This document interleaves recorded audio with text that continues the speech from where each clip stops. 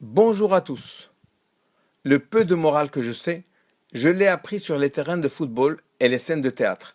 La phrase est d'Albert Camus. Tout récemment, lors de la Coupe du Monde, un footballeur de renommée mondiale a mordu un joueur de l'équipe adverse. Qui plus est, il récidivait pour la troisième fois.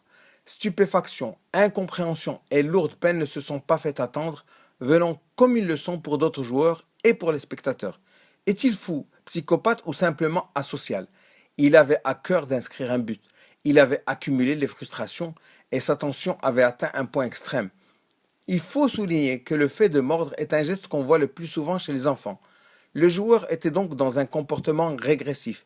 Il a perdu le sens de la sociabilité et des règles, et ce sont les pulsions agressives qui ont pris le dessus. Il n'est donc pas fou, mais très impulsif. Ce sont sans doute ces pulsions qui font sa force face au ballon. Sur le terrain, on ne parle pas beaucoup, et c'est le corps qui est en avant. Et c'est ce corps, dans ses pulsions primitives, qui viendra exprimer sa supériorité, ses défis et en même temps la faiblesse du joueur.